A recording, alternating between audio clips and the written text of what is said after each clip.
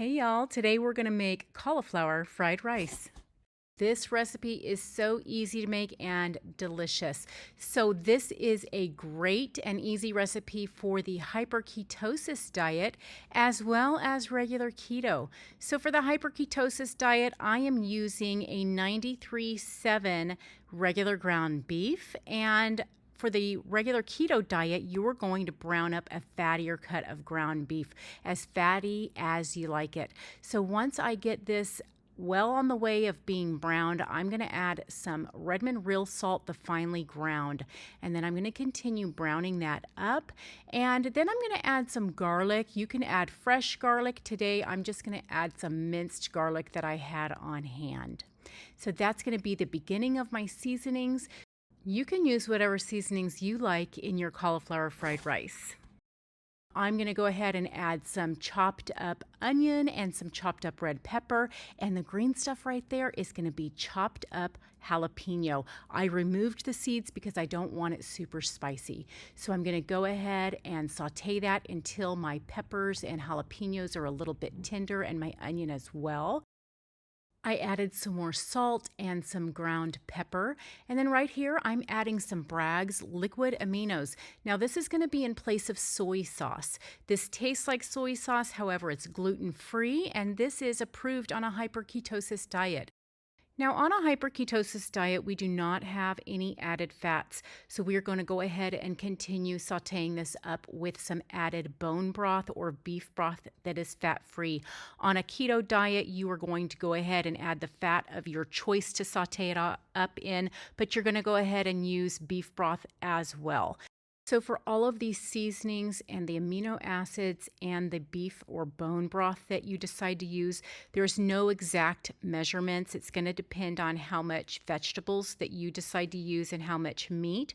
You're just going to taste your vegetables as you saute them and eyeball that, and just continue adding liquids or seasonings until it tastes right and looks right for you. I minced my cauliflower up in my food processor and just riced it up. So right here, I added half of a head of cauliflower. That will give me plenty of food for tonight, for supper, for my husband and I, and plenty for leftovers for the next day for lunch. With the rest of the riced up cauliflower, I dried it out a bit on a cookie sheet, then placed it in a Ziploc bag and froze it for later use. So once I added the riced up cauliflower to my pan, I mixed it thoroughly with the vegetables to get it all mixed up with the seasoning and the veggies. Then I added more liquid aminos, mixed it up, seen how it looked. Then I added extra beef broth.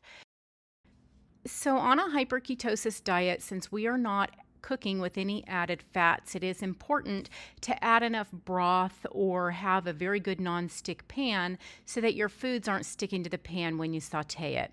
So I did make sure that I had plenty of beef broth in there so that when I'm cooking up all of my riced up cauliflower, that it has plenty of that broth in there so it's not sticking to the pan, and that steam from the broth will cook the riced up cauliflower great. Now, I like eggs in my fried rice, so I chose to use liquid egg whites. I had half of this container left, so I'm going to use half of the container of liquid egg whites. I made sure I had plenty of that beef broth sizzling in the bottom of the pan and scooted the riced up cauliflower over to the side. So I'm pouring half of that liquid egg whites into the pool of beef broth, and I'm just going to stir as I'm pouring the liquid egg whites into that broth. I'm going to continue stirring that liquid egg whites into the broth. It looks a little funny because it just looks like it's not going to be scrambled up eggs, but trust me, when you keep stirring the egg whites into the broth, it starts to form some scrambled eggs into that liquid.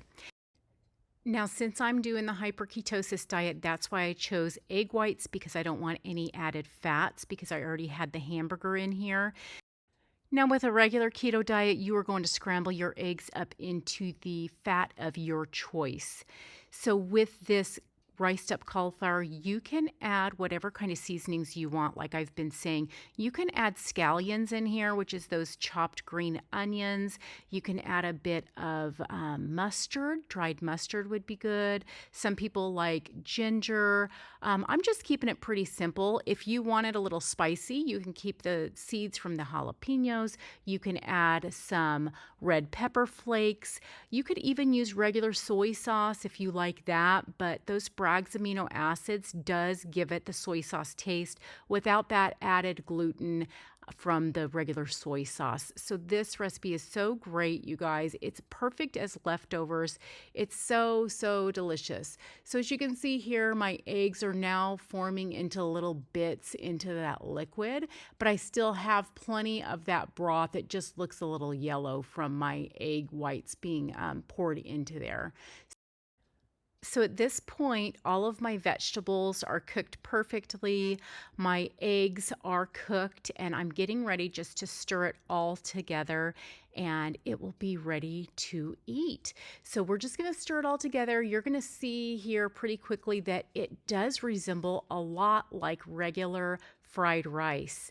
And if you are looking for a recipe that is great for you, that has clean ingredients, that is keto friendly, this is a perfect recipe. It's perfect as leftovers. You could freeze this after you make it for future use.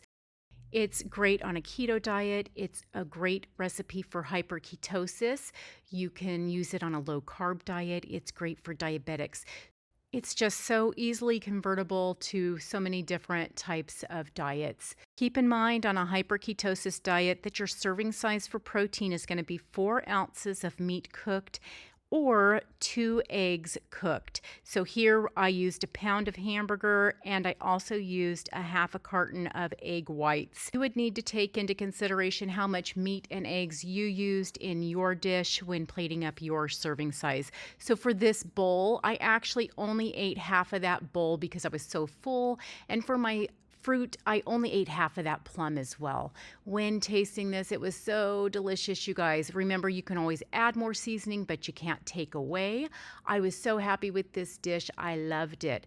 If you guys liked this recipe, please consider liking, subscribing, sharing with your friends.